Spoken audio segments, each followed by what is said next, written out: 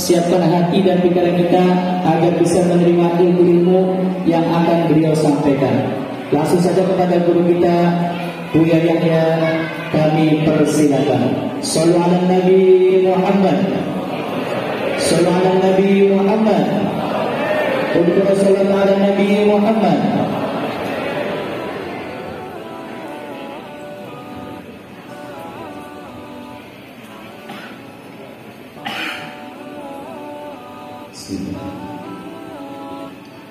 Assalamualaikum warahmatullahi wabarakatuh.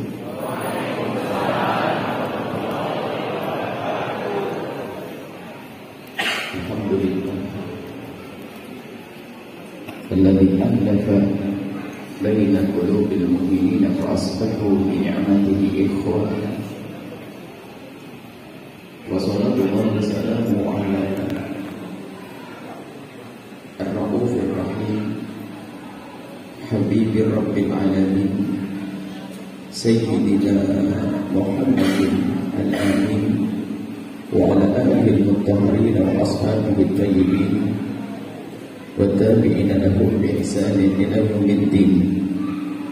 Allahumma ya Rabbana ij'alna minal mutahabbina wa minal mutajalisina fik ومن المتزاورين فيك ومن المتبادلين فيك إنك أنت على كل شيء قدير. أعنا يا ربنا على حسن المعاملة بعبادك. أعنا يا ربنا على ذكرك وشكرك وحسن عبادتك. أعنا يا ربنا على طاعتك وعلى ترك معصيتك إنك أنت على كل شيء قدير. Di dalam pendidikan Nabi Yunus menyadari apa yang telah beliau lakukan, meninggalkan kaumnya karena telah tidak sabar, meninggalkan kaumnya, lalu menyesal di dalam pertikaian, mengatakan la ilaha illa anta, tidak ada Tuhan kecuali Kau. Itu pengajian itu hanya sendiri saja, tetangganya nggak bisa dibawa. Kenapa? Tetangganya diajak nggak mau. Kenapa kok kita bosan mengajaknya? Malah ditinggali, sudah berangkat sendiri. Nabi Yunus di dalam pertikaian membaca la ilaha illa anta subhanaka inni kuntu minadh dhalimin. Terus baca doa ini, istighfar ini, lalu dinaikkan itu ikan terdampar di darat, lalu Nabi Yunus keluar.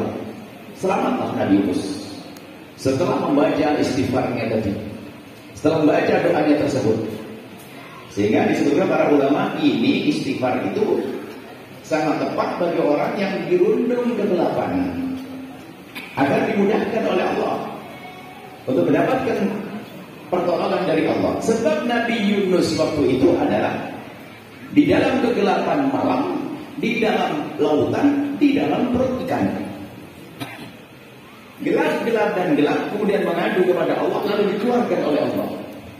Sehingga siapapun hari ini, dan insya Allah di sini ada yang gelap, sudah istrinya cerewet, misal Anda bisa Allah bukan, ini soleha semua, misal anak dikasih tahu susah, ekonomi sempit, misal 3, perbanyaklah baca la ilaha illa anta subhanaka inni kuntu minadh dhalimin, sambil merenung, kenapa aku zalim? Zalimku apa? Kesalahanku apa?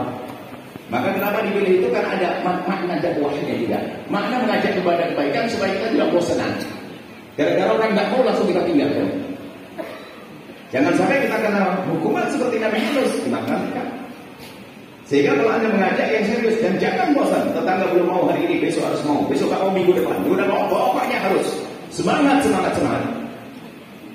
Kalau masih kita suka malas-malas, langsung aja la ilaha illa anta subhanaka inni kuntu minadh dhalimin. Digituin saja, saya sudah tidak mau ngajak lagi. Suamimu ikut gak? Kalau nggak ikut, terus susah ya sudah ini. Nah, doa istighfar banyak. Ngajak orang baik, ngajaknya pakai bikin kuping. Istrimu dibawa atau tidak? Anakmu bagaimana? Baik. Setelah dari anta subhanaka inni kuntu minadh dhalimin, kemudian baca doa untuk perlindungan. A'udzu bikalimatillahi tammati min syarri ma khalaq. Minta perlindungan dari Allah dari segala kejahatan yang Allah ciptakan. Sehingga mungkin bagi orang lain jadi bahaya, bagi kita menjadi tidak. Banyak hal-hal yang seolah-olah secara zahir itu adalah tidak baik, cuma menjadi tidak berbahaya untuk kita. Dan selama ini kita seperti ini tidak mengerti apa yang ada di jalan-jalan, di rumah kita, di warung-warung dan seterusnya. Mungkin ada sesuatu yang sebetulnya membahayakan dan kita tidak tahu. Karena kita sudah dilindungi oleh Allah, maka kita tidak akan mendapatkan bahaya. Kemudian setelah itu bismillahirrahmanirrahim, la yadurru ma'asmi syai'un fil ardi wa la fis samaa'i wa huwas samiul 'alim. Bismillahirrahmanirrahim. Dengan nama Allah yang dulu tidak akan membahayakan. Dengan nama Allah segala yang di langit dan di bumi.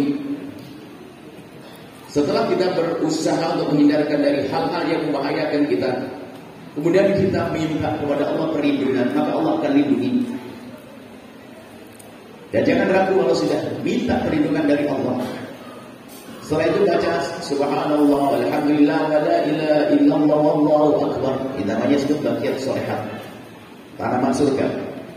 Kebaikan-kebaikan yang bakal abadi. Baca itu adalah tanaman surga. Disebut para ulama tanaman surga. Yang banyak membaca ini bercocok tanam di surga. Kalau sudah nanam di surga, nanti harus panen dong di surga. Masuk surga kalau panen. Keutamanya subhanallah alhamdulillah wa la ilaha illallah banyak sekali. Tentunya bukan saat ini kita menjelaskannya. Kalau disyarahi panjang semuanya, kita lintas, kita singkat saja. Setelah itu kita baca qul huwallahu ahad, qul a'udzu 3 kali. Qul huwallahu saja keutamanya banyak sekali. Di antaranya ada dalam hadis sahih membaca qul huwallahu 3 kali itu secara pahala adalah seperti baca Al-Qur'an utuh. Secara pahala, bukan berarti setelah itu pulanglah, lalu nanti nggak usah baca Quran, cukup qul huwallahu 3 kali, bukan begitu. Fil jaza dan fil ijza. Fil jaza itu dalam pahalanya, ada pun hakamannya itu tetap baca Al-Quran 30 juz. Ada untuk mendapatkan pahala, maksudnya bagi yang baca qul huwallahu 3 kali, dia sudah mendapatkan pahala seperti baca Al-Quran utuh. Dan masih banyak pahala-pahala membaca qul huwallahu ahad, banyak riwayat-riwayat tentang itu. Setelah itu qul a'udzu falaq dan qul a'udzu binnas. Itu adalah ayat perlindungan agar kita terhindar dari hal-hal yang tidak kita senangi, dari yang terlihat, dari yang tidak terlihat. Khususnya di saat kita hendak tidur. Baginda Nabi kalau hendak tidur membaca qul a'udzu birabbil falaq dan qul a'udzu birabbin nas. Dan Anda perlu melakukannya. Ada riwayat lain menjelang tidur ditambah ayat kursi. Baca qul a'udzu falaq dan qul a'udzu birabbin nas. Kemudian baginda Nabi meniup di telapak tangannya, peludah di atas batu lidah, meniup di telapaknya, diusapkan di wajah, dan sekujur badannya semampunya, bukan seperti orang kayak mau balur, bukan, sedikit. Itu hendak tidur. Dan baginda Nabi dan riwayat lain juga membacakan Falaq bin Nas ini untuk putra. Gelar putra adalah untuk Sayyidina Hasan dan Sayyidina Husain, cucu beliau. Jadi kalau anak-anak Anda mau tidur bacain ini, setelah itu Anda tidak usah ketakutan dengan urusan jin, santet, kemudian telur segala macam. Ini orang beriman kalau masih takut begini gimana? Kalau Anda tidur ya sudah dengan ini kan resep Nabi. Resep Rasulullah dahsyat sudah. Nggak usah takut mau nanti kena santet bagaimana dengan Nabi. Tapi nggak usah pasti kena. karena kamu lebih percaya sama dukun daripada sama baginda Nabi. Sudah baca doa Nabi masih ketakutan, kenapa ketakutan? Anda tidur sudah bersatu apapun, gangguan setan segala macam gak ada. Setelah itu baca Al-Fatihah, keutamaan Fatihah tadi sudah kita sebutkan. Setelah itu baca Amanar Rasul, seperti tadi dia sebutkan bahwasanya itu menjadi sebab dikabul doa kita. Kemudian setelah itu Anda berdoa. Karena Anda sudah baca zikir, maka Anda bisa tawasul dengan amal soleh Anda. Dan di hadis Sahih Imam Bukhari, kalau ingin dikabul doanya juga dengan amal soleh dan sudah berzikir dan sebagainya, apalagi kalau boleh tahajud, lalu berdoa Anda. Siapa yang didoakan orang-orang yang kita cintai ya? Termasuk orang yang kurang ajar sama kita. Kan majelis kita majelis cinta.